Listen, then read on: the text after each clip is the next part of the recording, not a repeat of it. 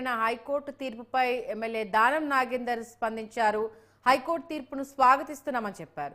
న్యాయ నిపుణులతో చర్చించి ముందుకు వెళ్తామన్నారు. పీఎస్సీ పదవిపై బీఆర్ఎస్ నేతలు మాట్లాడడం విడ్డూరంగా ఉందని, గతంలో కాంగ్రెస్ కు కాకుండా ఎంఐఎం కు ఇచ్చిన విషయం గుర్తులేదా అంటూ చెప్పడం జరిగింది. పీఎస్సీపై బీఆర్ఎస్ కు మాట్లాడే అర్హతే లేదన్నారు దానం నాగేందర్. బీఆర్ఎస్ నేతలు నోరు అదుపులో పెట్టుకోవాలి అంటూ కూడా ఆయన చెప్పడం జరిగింది.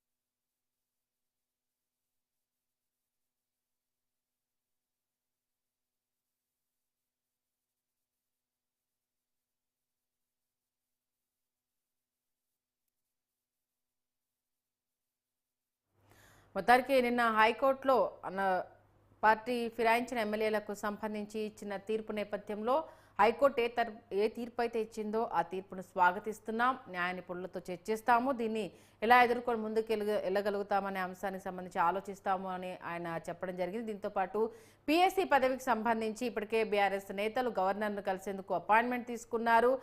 పీఎస్సీకి సంబంధించి బీఆర్ఎస్ కు మాట్లాడే అర్హత లేదని, గతంలో ఎంఐఎం పార్టీకి కట్టబెట్టిన మీకు ఇప్పుడు దీని గురించి ఎలా మాట్లాడతారు అంటూ కూడా దానం నాగేందర్ ఘాటుగా స్పందించారు.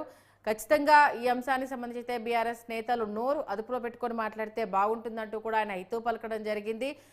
ఫిరాయింపులకు సంబంధించి హైకోర్టు ఇచ్చిన అంశానికి సంబంధించి న్యాయ నిపుణులతో చర్చిస్తాము, దాంతోపాటు ఈ కోర్టు కాకపోతే పైకోర్టు కూడా ఉంటుంది కాబట్టి ఏ పరంగా దీనికి న్యాయం జరుగుతుందో దాంతో ముందుకెళ్తాము అనేసి అంటూ ఆయన చెప్పడం జరిగింది. మొత్తానికి పీఎస్సీ పైన అయితే BRS working president KTR X వేదికగా స్పందించడంతో ప్రస్తుతం ఈ అంశం చర్చనీయాంశమైంది. మరి కాసేపట్లో గవర్నర్ను బీఆర్ఎస్ నేతలు కలవబోతున్న నేపథ్యంలో పీఎస్సీ నియామకానికి సంబంధించి అదే పార్టీ మారిన ఎమ్మెల్యేకు ఎలా ఇస్తారంటూ కూడా ఆయన క్వశ్చన్ చేయడం జరిగింది.